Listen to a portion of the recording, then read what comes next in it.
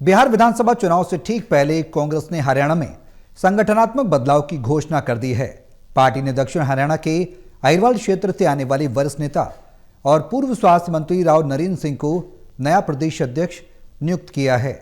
वहीं 2 बार के पूर्व मुख्यमंत्री भूपेंद्र सिंह हुड्डा को राज्य विधानसभा में विधायक दल के नेता के तौर पर जिम्मेदारी दी गई है। वहीं कांग्रेस में इन बदलाव को लेकर पार्टी के अंदर भी घमासान देखने को मिल रहा है। कांग्रेस के वरिष्ठ नेता कैप्टन अजय यादव ने हाईकमान से फैसले पर पुनर्विचार की मांग की है।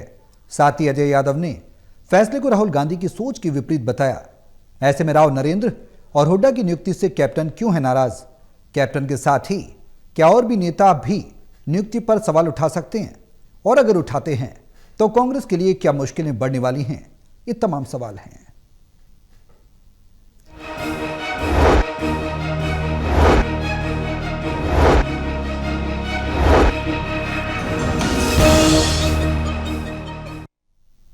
करेंगे आज इसी मुद्दे पर चर्चा तमाम पैनलिस्ट के साथ, लेकिन उससे पहले एक रिपोर्ट देखिए, फिर करेंगे चर्चा शुरू।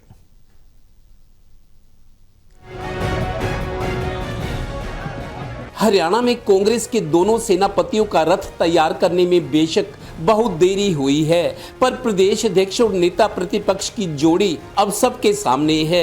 स्वागत हो रहा है। दोनों बड़े नेताओं ने पार्टी हाईकमान का आभार जताया है। ये दावा भी किया कि हम कमाल कर दिखाएंगे। लीजिए पहले कांग्रेस की नैया के खेवनहार, क्योंकि सियासत के भंवर में फंसी कांग्रेस की कश्ती को सही ठिकाने पर लाना है। 2 बार के सीएम, 2 बार नेता प्रतिपक्ष रहे भूपेंद्र हुड्डा को पार्टी ने लगातार तीसरी बार नेता प्रतिपक्ष बनाया है। लगता है मौजूदा विधायकों का बहुमत और भूपेंद्र हुड्डा का अनुभव उनकी ताजपोशी कर गया। मेवात दक्षिण हरियाणा में क्या है, 3 की 3 4 सीट आई है हमारी, वो कौन से उसमें, और क्या क्यों नहीं हमारी सीट आई है, दक्षिण हरियाणा से आती रहती हैं। ये नहीं बात है, सवाल ये है पार्टी का फैसला है, वो सबका हित देखती है और पार्टी सारी सबकी पार्टी है, किसान की भी, मजदूर की भी, दलित की भी। गौरतलब है कि कांग्रेस ने काफी सोचने विचारने के बाद प्रदेश को ओबीसी और अहीरवाल के साथ साथ गुटबाजी से दूर रहे राव नरेंद्र सिंह को ही आजमाने का फैसला कर लिया। हालांकि कांग्रेस के दोनों सेनापतियों की नियुक्ति से 10-12 घंटे में ही सीनियर नेता कैप्टन अजय यादव ने ट्वीट करके असहमति जता दी। बोले राहुल गांधी तो कुछ और कह रहे थे। वैसे अभी तक कैप्टन अजय यादव अकेले नेता हैं जिन्होंने नाराजगी जताई है। उधर नवनियुक्त प्रदेश अध्यक्ष राव नरेंद्र सिंह ने कहा है कि सब अपने हैं, मैं एक से मिलकर सबको कांग्रेस के काफिले और लड़ाई में शामिल करूंगा। नहीं, मैं मजबूती के साथ में कहता हूँ, चुनौतीपूर्ण जिम्मेदारी है और निश्चित रूप से सभी कांग्रेस के कार्यकर्ताओं को पूरी हरियाणा में छत्तीसगढ़ बिरादरी के भाइयों के साथ लेकर चलेंगे और कांग्रेस की नीतियों को आदरणीय राहुल जी, आदरणीय खड़गे जी की जो नीतियां उनको जन जन तक पहुंचाएंगे, लोगों तक पहुंचाएंगे और कांग्रेस को मजबूत करेंगे। गौरतलब है कि कांग्रेस ने प्रदेश में करीब 50 साल बाद जाट यादव का कॉम्बिनेशन बनाया है, यानी जाट ओबीसी ऊपर से अहीरवाल को पार्टी का नेतृत्व दिया है। कांग्रेस ने सोच समझ कर ये फैसला लिया है। इससे पहले 1972 से 1975 तक चौधरी बंसीलाल के सीएम रहते 3 साल के लिए अहीरवाल से राव निहाल सिंह को कांग्रेस का प्रदेश अध्यक्ष बनाया गया था, क्योंकि बीजेपी ने प्रदेश में तीसरी बार में ओबीसी का कार्ड खेलकर नायब सिंह सैनी को मुख्यमंत्री बना दिया। इसीलिए कांग्रेस को अपनी रणनीति भी बदलनी पड़ी। प्रदेश में बैकवर्ड का वोट बैंक 30% है और जाटों का 25%, यानी कांग्रेस ने प्रदेश की 55% आबादी पर सियासी निशाना लगाया है। बाकी स्वर्ण जातियों में ब्राह्मण, पंजाबी, अग्रवाल, राजपूत और एससी में कुछ हिस्सा कांग्रेस के साथ लग जाए तो समीकरण दिलचस्प हो सकते हैं। Haryana bureau, total news. तो काफी लंबे इंतजार के बाद आखिरकार हरियाणा का प्रदेश अध्यक्ष, जिसकी सुगबुगाहट भी चल रही थी, वो अब नियुक्त हो गए हैं।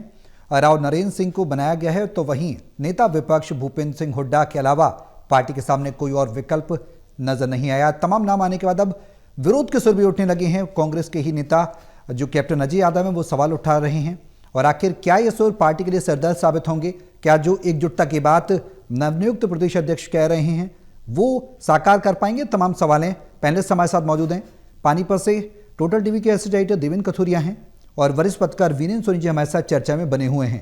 देवेंद्र, सबसे पहले शुरुआत में आपसे ही करना चाहूंगा, जो लंबी सुबुगाहट थी, लंबी नूरा कुश्ती थी कि भाई सवाल उठ रहे थे कि प्रदेश अध्यक्ष नहीं है, नेता विपक्ष नहीं है, संवैधानिक पद होता है। आप तो तैयारी कर रही है कांग्रेस, लग रहा है, लेकिन फिर इस तैयारी में विरोध के सुर भी उठने नजर आ रहे हैं, उठते हुए कैप्टन अजय यादव सवाल उठा रहे हैं। इन तैयारियों के साथ क्या यह कहा जा सकता है कि पार्टी एकजुट है, पार्टी के अंदर एक बार फिर से नया जोश भरने की कोशिश की जा रही है, और जो सुर उठ रहे हैं उनका कितना परिणाम विपरीत पार्टी पर पड़ेगा या पड़ सकता है? देखिए सौरभ, काफी देर के बाद कांग्रेस ने फैसला किया है। 10 महीने से ज्यादा हो गए जब ये सरकार बनी थी बीजेपी की तीसरी बार, तो कांग्रेस आपसी उलझनों में ही समय गुजारती रही। ये दो नाम जो सामने आए, इन दोनों के नामों का करीब 10 दिन से चल रही थी चर्चा कि कांग्रेस ने फैसला कर लिया है। तो 10 दिन हो गए, तो लेकिन फैसला तो इनको करना ही था। भूपेंद्र सिंह हुड्डा पर देखिए, मैं संशय नहीं मानता, क्योंकि कोई विकल्प नहीं था। भूपेंद्र हुड्डा के अलावा किसको बनाते? शैलजा बन नहीं सकती थी, वो एमपी है। सुरजेवाला विधानसभा के सदस्य है, वो बन नहीं सकते थे। तो विकल्प बहुत कम थे, और जिस तरह की मौजूदा परिस्थितियों में कांग्रेस के सामने चुनौतियां हैं, बीजेपी बहुत मजबूत हो चुकी है, तो उस स्थिति में भूपेंद्र हुड्डा जैसे अनुभवी व्यक्ति, जिनके साथ 37 में 31 से 32 विधायक साथ हैं, और ये ऑब्जर्वर्स भी रिपोर्ट लेकर गए थे कि ज्यादातर मतलब 80% से ज्यादा विधायक चाहते हैं कि नेता प्रतिपक्ष भूपेंद्र हुड्डा से ज्यादा असरदार कोई हो नहीं सकता जी। तो राव नरेंद्र सिंह की जहां तक बात रही, देखिए उनके पक्ष में जब बात जाती थी, कांग्रेस ने काफी माथापच्ची की है जी। उनको कोई ऐसा नाम चाहिए था, अगर शैलजा के समर्थक को बनाते या भूपेंद्र हुड्डा के समर्थक को बनाते, बात वही है, गुटबाजी तो जारी रहती।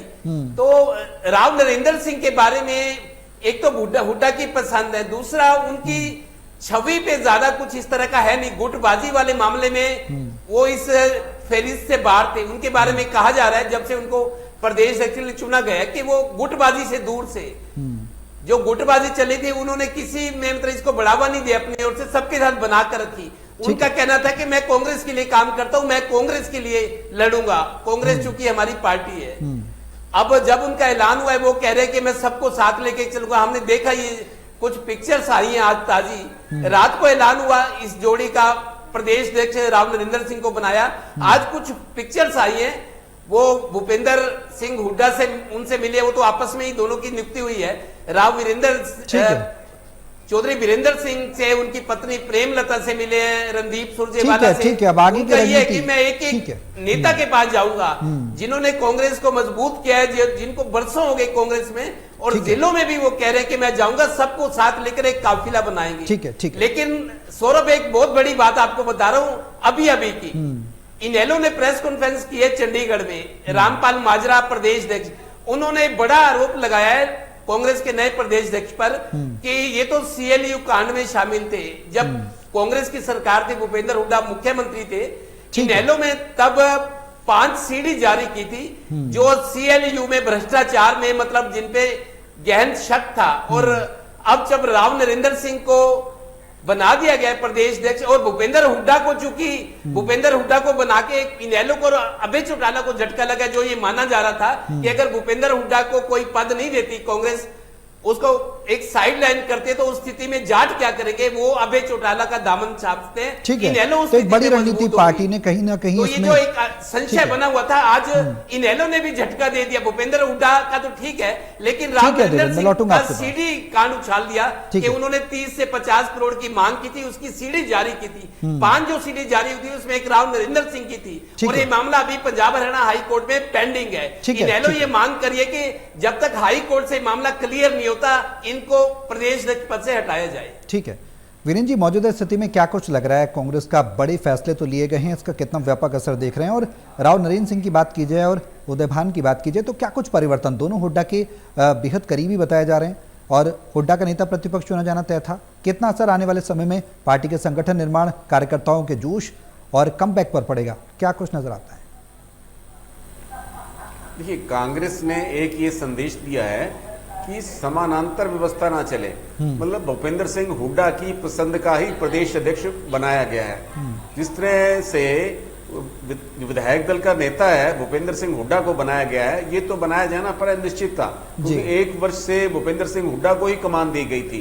तो वही विधानसभा में विपक्ष के नेता के नाते, हालांकि औपचारिक नियुक्ति तो हुई नहीं थी, लेकिन विपक्ष के नेता के नाते ही सारी कार्रवाई का संचालन कर रहे थे। और भूपेंद्र सिंह हुड्डा जो है, अब ये चौथी बार जो है विपक्ष के नेता बनेंगे। पहली बार अगस्त 2002 में बने थे, फिर सितंबर 2019 में 1.5 महीने के लिए बने किरण चौधरी को हटाकर, फिर नवंबर 2019 में बने, फिर अब जो है 2024 में बन रहे हैं। तो ये उनका चौथी बार होगा।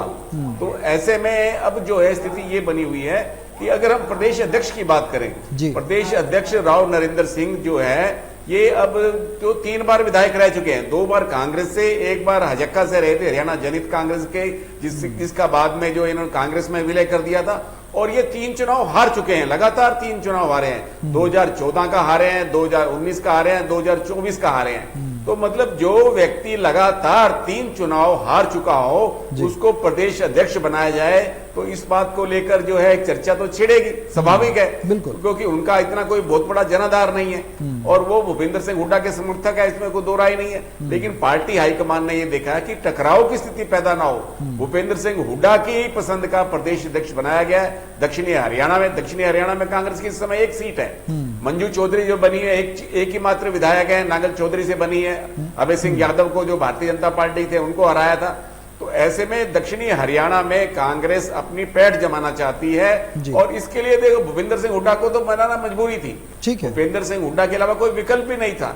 तो ऐसे में लेकिन नए प्रदेश कांग्रेस अध्यक्ष पर सवाल उठ सकते हैं कि जो व्यक्ति लगातार 3 चुनाव हार चुका हो उसको अगर आप पार्टी की बागडोर देंगे तो वो कार्यकर्ताओं में उत्साह का संचार कैसे करेगा, कार्यकर्ताओं को संदेश कैसे देगा। तो अब लेकिन अब नियुक्ति तो हो चुकी, कांग्रेस इसमें कोई पुनर्विचार करेगी नहीं, जिस तरह से कैप्टन अजय यादव कह रहे हैं। ऐसे में कांग्रेस देखिए उनकी अपनी एक गुटबाजी है, उनकी एक अपनी प्रतिद्वंदिता है। दक्षिणी हरियाणा के अंदर कैप्टन अजय यादव अपनी पैठ रखना चाहते हैं, अपना वर्चस्व चाहते हैं। लेकिन अब जो है कि नए चेहरे के रूप में राव नरेंद्र को कमान दी गई है, तो ये उम्मीद की जाती है कि भूपेंद्र सिंह हुड्डा के बलबूते पर वो हरियाणा कांग्रेस में नई जान फूंक पाएंगे। देखिए जो सीडी कांड में उनका नाम उछला था, इनेलो उसको मुद्दा बनाएगी भी, लेकिन कांग्रेस के कार्यकर्ताओं में राव नरेंद्र कितना उत्साह का संचार कर पाएंगे और उनको ये साबित करना है कि वो एक गुट विशेष के नेता नहीं है, वो कांग्रेस पार्टी की ओर से काम कर रहे हैं, वो कांग्रेस के प्रदेश अध्यक्ष हैं। तो ऐसे में अब उनकी एक कार्य प्रणाली ये साबित करेगी कि कार्यकर्ताओं का कितना विश्वास वो जीत पाते हैं। महेश, एक सवाल बेहद अहम है, देवेंद्र ने भी उस बात का जिक्र किया, वीरेंद्र जी भी कर रहे हैं, ये जो दागी फैक्टर है इसका क्या कुछ प्रभाव पड़ेगा? फैसला तो ले लिया गया, उदयभान, दूसरा सवाल ये कि उदयभान और राव नरेंद्र सिंह दोनों में क्या परिवर्तन, दोनों ही हुड्डा के करीबी हैं, क्या खुलकर काम कर पाएंगे या फिर वर्चस्व हुड्डा का ही रहने वाला है? विकल्प तो है नहीं, इसलिए नेता प्रतिपक्ष हुड्डा को चुना गया। सौरभ, सबसे बड़ा सवाल हरियाणा प्रदेश में कांग्रेस पार्टी के लिए तो यही है कि दागी कौन नहीं है। यहाँ तो हर कोई दागी है, किसी ने कहीं दगा किया पार्टी से और किसी ने पार्टी से कहीं दगा किया। मौका अलग अलग हो सकता है। अभय सिंह चौटाला ने आज एक तल्ख बयान यहाँ पर दिया है, वो साफ तौर से कह रहे हैं कि भूपेंद्र सिंह हुड्डा उनके पांव छूने के लिए तैयार थे जब दीपेंद्र हुड्डा राज्यसभा का चुनाव लड़ रहे थे, और यही चुनाव अगर कांग्रेस पार्टी का कोई भी उम्मीदवार राज्यसभा में पार्टी उसे उम्मीदवार बनाकर उतारती है तो भूपेंद्र सिंह हुड्डा बात नहीं करते। तो ये एक बहुत बड़ा बयान है जो अभय सिंह चौटाला की तरफ से आज दिया गया है। उसके अलावा भी अगर बात की जाए तो मुझे नहीं लगता कि उदयभान या राव नरेंद्र में कोई फर्क आने वाला है, क्योंकि उदयभान भी भूपेंद्र सिंह हुड्डा की खड़ाऊ रखकर संगठन चलाने का काम कर रहे थे और अब तक की जो सूचनाएं निकलकर सामने आ रही है उसमें राव नरेंद्र भी भूपेंद्र सिंह हुड्डा की खड़ाऊ रखकर संगठन चलाने का काम करेंगे। तो ऐसे में परिवर्तन कहां हुआ? और सबसे बड़ा सवाल ये नहीं है कि राव नरेंद्र को ही प्रदेशाध्यक्ष बना दिया गया। सबसे बड़ा सवाल अगर हरियाणा प्रदेश में कांग्रेस पार्टी के लिए कोई है तो यह है कि 10 महीनों में यहां कांग्रेस पार्टी को भूपेंद्र सिंह हुड्डा का कोई विकल्प ही नहीं मिला। भूपेंद्र सिंह हुड्डा को ही नेता प्रतिपक्ष बनाना पड़ा। 72 टिकटें भूपेंद्र सिंह हुड्डा को दी गई थी और उस वक्त गारंटी भूपेंद्र सिंह हुड्डा ने ली थी कि वो सरकार बनाने जा रहे हैं, और इसी विश्वास के साथ टिकटों के बंटवारे के ठीक बाद यहाँ पर राहुल गांधी उड़ान भर गए थे और विदेश रवाना हो चुके थे। जो गारंटी भूपेंद्र सिंह हुड्डा ने दी थी उस गारंटी का क्या हुआ। अब यकीनन ये बात कही जा सकती है कि कांग्रेस पार्टी के पास हरियाणा प्रदेश में भूपेंद्र सिंह हुड्डा का कोई दूसरा विकल्प नहीं है और यही वजह कि नेता प्रतिपक्ष भूपेंद्र सिंह हुड्डा को बना दिया गया। अब अगर बैलेंसिंग कांग्रेस पार्टी को करनी थी तो फिर दूसरे खेमे में प्रदेशाध्यक्ष की कुर्सी दी जानी चाहिए थी। देखिए इतने युवा की जरूरत थोड़ी थी कि किसी भी तरह के वजन को उठाकर घूमने की जरूरत थी। अगर युवा ही चाहिए था, अगर थोड़ा नया जोश की अगर जरूरत और अनुभव की अगर जरूरत थी तो फिर कुमारी शैलजा को भी प्रदेशाध्यक्ष बनाया जा सकता था, भले ही कुमारी शैलजा खुद इसके लिए तैयार नहीं है। लेकिन अगर पार्टी चाहती है, जिम्मेदारी देती तो फिर कुमारी शैलजा भी एक चेहरा हो सकती थी। तो एक बैलेंसिंग की स्थिति बनती। जाट और गैर जाट का जो एक्चुअल कॉम्बिनेशन है उसमें दलित चेहरा भी सामने आ सकता था, उसमें महिला का चेहरा भी सामने आता और एक आस्था रखने वाला जो परिवार है, गांधी परिवार में आस्था हमेशा से कुमारी शैलजा की बनी रही और उसमें कभी कोई खोट, कभी कोई सवाल पैदा नहीं हुआ। तो मुझे नहीं लगता कि ये किस तरह की बैलेंसिंग कांग्रेस पार्टी की तरफ से हरियाणा प्रदेश में की गई है, जिसमें भूपेंद्र सिंह हुड्डा नेता प्रतिपक्ष और उन्हीं की खड़ाऊ रखकर जो राज चलाने की यानी संगठन चलाने की कोशिश करेंगे वो राव नरेंद्र। और क्या लगता है कि आपको राव नरेंद्र कोशिश करेंगे और वो बैलेंसिंग कर पाएंगे? संभव नहीं है, क्योंकि ये कोशिश उदय भान की तरफ से भी की गई थी और बार बार उदय भान ये कोशिश कर रहे थे कि वो कुमारी शैलजा के संपर्क में आए और किसी तरीके से बैलेंसिंग वो कर पाए। लेकिन कुमारी शैलजा ने उन्हें मिलने का वक्त तक देना ठीक नहीं समझा और यही वजह रही कि जो परिणाम थे वो सबके सामने थे। राव नरेंद्र इस तरह की कोशिश कर सकते हैं लेकिन कामयाब होंगे मुझे नहीं लगता कि इस तरह की कोई संभावना दूर तलक बन सकती है। उसके अलावा अगर जिक्र किया जाए तो यहाँ पर ओबीसी जातियों को प्रतिनिधित्व जरूर कांग्रेस पार्टी ने हरियाणा प्रदेश में देने की कोशिश की है, लेकिन किस इलाके से की है और किस जाति विशेष से की है ये देखने वाली सबसे महत्वपूर्ण बात है। दक्षिण हरियाणा की करीब 13 सीटें और 13 सीटों पर अगर एक क्षत्रप अगर मैं किसी एक नेता को कहूं तो फिर वो राव इंद्रजीत सिंह है और उसके बाद ये विरासत उनकी बेटी आरती राव संभालने जा रही है। जहां साफ तौर से बात कही जा सकती है कि राव इंद्रजीत का दक्षिण हरियाणा की 13 सीटों पर इतना जबरदस्त असर है कि उसके शैडो एरिया में तमाम नेता दब जाते हैं, दफन हो जाते हैं। उसके अलावा कहीं कोई दूसरे के लिए विकल्प नहीं बचता है। तो ऐसे में अब ये महत्वपूर्ण सवाल है कि ओबीसी जाति के तौर पर यह नाम राव नरेंद्र को जिम्मेदारी तो दे दी गई, लेकिन क्या दूसरी ओबीसी जातियों को वो साथ ले पाएंगे? क्या जंगड़ा समाज साथ चलेगा? क्या सैनी समाज साथ चलेगा? ये सबसे बड़ा सवाल है जिसका जवाब मुझे नहीं लगता कि इस वक्त हरियाणा प्रदेश की कांग्रेस पार्टी के पास है। देवेंद्र, अगर सवालों की बात करें तो सवाल तो पार्टी के अंदर भी उठ रहे हैं। कैप्टन अजय यादव पुनर्विचार की मांग कर रहे हैं, कह रहे हैं कि राहुल गांधी की सोच के विपरीत ये फैसला लिया गया है। तो आखिर इस तरह के जो स्वर पार्टी के अंदर खाने उठ रहे हैं, क्या और भी आवाजें उठ सकती हैं? कांग्रेस के और नेता भी इस तरीके से आवाज उठा सकते हैं इस नियुक्ति को लेकर, और अगर उठाएंगे तो आगे की परिस्थिति क्या कुछ बनेगी? देखिए सौरभ, कैप्टन अजय यादव की जहां तक बात है, उन्होंने ये बात क्यों कही कि मैं सहमति, आप देखिए ये जो इस फैसले के खिलाफ जो असहमति सिर्फ अभी तक, कल रात को ये फैसला हुआ, आज सुबह ही हमने देखा ट्वीट में 10 घंटे के बाद 12 घंटे दिन निकलते ही कैप्टन अजय यादव ने ट्वीट कर दिया कि ये मैं सहमति है मेरी इस फैसले के खिलाफ। और राहुल गांधी तो कुछ और कह रहे थे। दरअसल अभी तक कांग्रेस के विद इन कांग्रेस जो है वो सिर्फ कैप्टन अजय यादव ने मुंह खोला है और उनकी आदत है, मैं समझता हूं। मेरे को सूत्र बता रहे, मैंने किसी से बात की कि दरअसल राहुल गांधी ने गुरुग्राम में पीछे जो एक बयान दिया था एक पखवाड़ा पहले कि कोई युवा चेहरा होगा जिसकी छवि अच्छी होगी, तो शायद कैप्टन अजय यादव समझ बैठे थे कि उनके बेटे राव चिरंजीव जो कांग्रेस के विधायक रहे हैं पीछे, वो उनका नाम लिया जा रहा है, उनको मौका मिलेगा। कुछ लोगों का कहना है कि शायद वो ये सोच के बैठे थे कि खुश हो गए थे कि उनका बेटा एक तो अहीरवाल से आते हैं, दूसरा यंग है, विधायक रहे हैं, युवा हैं, तो वो शायद ये सोच के बैठे थे, उनको शायद उनकी आस पूरी नहीं हुई, इसी वजह से शायद वो आलोचना कर रहे हैं, असहमति जता रहे हैं। लेकिन हमें याद रखना होगा, सिर्फ कैप्टन अजय यादव को छोड़ दे तो कोई और नहीं बोला अभी तक। अगर होता तो मेरे को लगता है आज थोड़ी बहुत रिएक्शन सामने आती।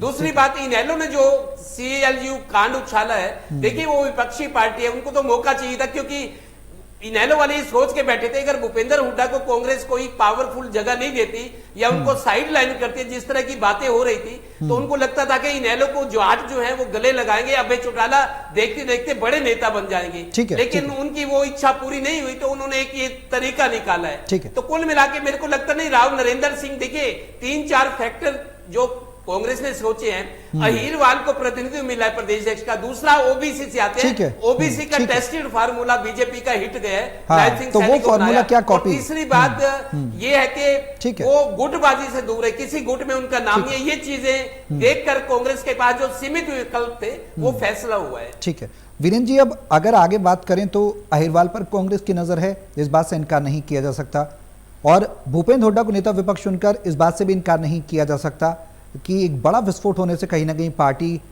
के शीर्ष नेतृत्व ने रोका है, क्योंकि विकल्प नहीं है, जैसा कि महेश भी कह रहे हैं, हम अक्सर चर्चा में कहते भी रहे हैं, जब भी हम करते रहे हैं। अब आगे आने वाले समय में क्या कुछ परिस्थितियां बनती नजर आएंगी? जो एकजुटता की बात राव नरेंद्र सिंह कर रहे हैं, क्या वो संभव हो पाएगी हुड्डा के जो छत्रप है, छत्र छाया है, उसमें रहते हुए? देखिए, अब राव नरेंद्र ये संदेश दे रहे हैं, वो सभी नेताओं से मिल रहे हैं, तो वो कह रहे हैं कि मैं सबको साथ लेकर चलूंगा और मुझे सभी का आशीर्वाद प्राप्त है। अब नए प्रदेश अध्यक्ष की जो असली परीक्षा है वो अगले वर्ष के शुरू में जो 2 सीटों का राज्यसभा का चुनाव होना है, उसमें एक सीट कांग्रेस को मिलनी प्राय निश्चित है। अगर कांग्रेस के 37 विधायक एकजुट रहते हैं तो एक सीट मिल जाएगी। तो ऐसे में प्रदेश अध्यक्ष और भूपेंद्र सिंह हुड्डा का एक अच्छा सकारात्मक संदेश जाएगा। फिर 3 नगर निगमों के चुनाव होने हैं, सोनीपत, अंबाला और पंचकुला, तो उसके लिए कांग्रेस को अभी से तैयारी करनी है। तो ऐसे में आने वाले समय में पार्टी को एकजुट रखना और भारतीय जनता पार्टी के खिलाफ, जो सरकार के खिलाफ सड़कों पर उतरना, संघर्ष करना, ये कांग्रेस के लिए एक परीक्षा की घड़ी है। अब महेश, अगर बात की जाए तो अहिरवाल की दक्षिण हरियाणा की तमाम सीटें आती हैं अरवल बेल्ट में, फरीदाबाद, पलवल, मेवात, गुड़गांव, रेवाड़ी, नारनौल, महेंद्रगढ़, और ये तमाम जिलों को शामिल करती हैं। तकरीबन 25 विधानसभा सीटें हैं। अमूमन अगर देखा जाए तो ओवरऑल जो रणनीति है, क्या एक स्टेक की तरह लगाई गई है? क्या ये माना जाए कि अहिरवाल में जो बेल्ट है अहिरवाल क्षेत्र की, उसमें बेहतर प्रदर्शन की उम्मीद कर रहे हैं शीर्ष नेतृत्व की, हाँ चलो राव नरेंद्र सिंह को साथ लेकर चलेंगे तो ओबीसी और यादव जो कार्ड है वो भी चलेगा, साथ ही जो पिछड़ी जाती है उसको भी संकलित करने की कोशिश कर पाएंगे, और पार्टी कहीं ना कहीं अप हो पाएगी, जो दक्षिण बेल्ट में उसका ग्राफ गिरता जा रहा है? देखिए, अगर दक्षिण हरियाणा की बात की जाए तो कांग्रेस पार्टी के पास मौजूदा जो चेहरे हैं उसमें सबसे बड़ा चेहरा कैप्टन अजय यादव का माना जा सकता है। अब अगर यादव में ही बाइफर्केशन हो जाता है, अगर यादव ही आर पार की स्थिति में खड़ा हो जाता है, तो आपको क्या लगता है कि अगर दक्षिण हरियाणा में कांग्रेस पार्टी को मजबूत करेंगे कैप्टन अजय यादव? अगर राव नरेंद्र को कमान दे दी जाती है, जो कि दे दी गई है, राव नरेंद्र के हाथ मजबूत करने की कोशिश कैप्टन अजय यादव क्यों करेंगे? ऐसी कोई अवधारणा कांग्रेस पार्टी में पहले भी नहीं थी, अब भी नहीं है। ये मानकर चलिए कि वहां पर पार्टी को कमजोर करने की हर संभव कोशिश कैप्टन अजय यादव, उनके बेटे चिरंजीव यादव की तरफ से की जाएगी व्यावहारिक तौर पर, और उसका नुकसान अगर किसी को उठाना पड़ेगा तो फिर राव नरेंद्र को उसका नुकसान उठाना पड़ेगा, कांग्रेस पार्टी को उसका नुकसान उठाना पड़ेगा। और उसके साथ एक दूसरी दिक्कत भी है जिसका जिक्र मैं पहले भी किया था। यहाँ बेहद मुश्किल ये सवाल बनता नजर आ रहा है कि क्या राव नरेंद्र के साथ जो एलाइड कास्ट हैं, जो ओबीसी की दूसरी जातियां मानी जाती हैं, जिसमें जांगड़ा समाज की आप बात कर सकते हो, खाती समाज की बात कर सकते हो, या फिर सैनी समाज की बात कर सकते हो, ये तमाम जो दूसरी जातियां हैं वो यहाँ कनेक्ट नहीं करती हैं। दक्षिण हरियाणा की इस यादव जाति के साथ डायरेक्ट जो कनेक्ट है वो नहीं बनता है। तो ऐसे में अगर राव नरेंद्र को कमान दे दी गई तो सैनी जाति के जो लोग हैं ओबीसी में होने के नाते क्या वो यादवों के साथ जुड़ेंगे? ये मुश्किल सवाल है। क्या जांगड़ा समाज जो है वो यादव समाज के साथ चलने की कोशिश करेगा? ये भी एक व्यावहारिक तौर पर कह सकता हूं, सैद्धांतिक तौर पर ये बात गलत हो सकती है, लेकिन व्यावहारिक तौर पर अगर चीजों को समझने वाले लोग हैं इस बात को समझ सकते हैं कि फिर इस समाज के जो लोग हैं उनके साथ मूव ऑन नहीं कर पाएंगे। ये मानकर चलिए कि अगर कांग्रेस पार्टी को दक्षिण हरियाणा में ही किसी चुनौती का सामना करना है तो भारतीय जनता पार्टी तो बाद में है, पहले कैप्टन अजय यादव का सामना करना पड़ेगा। और कैप्टन अजय यादव की आस्था किस कदर डोलती हुई नजर आती है, हमने विधानसभा चुनाव के दौरान भी देखा, ये हमने लोकसभा चुनाव के दौरान भी देखा, और लगता था उनके जो ट्वीट सामने आते थे उसमें लगता था कि हो सकता है कि कुछ ही घंटों के बाद नया ट्वीट सामने आए जिसमें कैप्टन अजय यादव ये कहें कि मैंने भारतीय जनता पार्टी का दामन थाम लिया। तो कभी कभी ये लगता था, इस तरह का एहसास होता था कि कैप्टन अजय यादव कांग्रेस पार्टी के लिए काम कर रहे हैं कि कांग्रेस पार्टी के खिलाफ काम कर रहे हैं। तो ऐसे में जब इस तरह की आस्था व्यवस्था सामने खड़ी हो तो राव नरेंद्र के हाथ मजबूत कैप्टन अजय यादव या चिरंजीव यादव करने वाले हैं, इस तरह की कल्पना नहीं कर सकते। तो ये मानकर चलिए कि कोई बहुत बड़ा फायदे का सौदा कांग्रेस पार्टी के लिए हो ऐसा लगता नहीं है। और उससे भी बड़ी बात मैं कह चुका हूं कि यहाँ पर खड़ाऊ रखकर उदय भान राज संगठन चला रहे थे और उसी तरह की खड़ाऊ रखकर भूपेंद्र सिंह हुड्डा की खड़ाऊ रखकर राव नरेंद्र संगठन चलाने की कोशिश करेंगे। और आने वाले समय में क्या एकजुटता की बात जो वो कह रहे हैं वो एक गले की फांस बनती नजर आएगी पार्टी के लिए? फिलहाल जो तमाम फैसले हैं उसको देखकर तो यही लगता है कि एकजुटता अभी कोसों दूर तक नजर नहीं आएगी, क्योंकि कैप्टन अजय यादव ने सवाल उठा ही दिए हैं, तमाम तौर पर आरोप भी लगा दिए हैं। पार्टी के लिए सबसे बड़ा सरदर्द ये होगा कि एकजुट कैसे किया जाए, सबको साथ कैसे लिया जाए, क्योंकि सबको साथ ना ले पाना ही लोकसभा और विधानसभा चुनाव में हरियाणा के सबसे बड़ा ड्रॉबैक पार्टी के लिए साबित हुआ है। हालांकि तमाम बड़े फैसले लिए गए, देखना होगा अगला कदम कांग्रेस का क्या होगा, क्या संगठन और ज्यादा मजबूत होगा, क्या सब एकजुट होंगे, ये देखने वाली बात होगी। बहुत शुक्रिया आप सभी का हमारे साथ इस चर्चा में शामिल होने के लिए।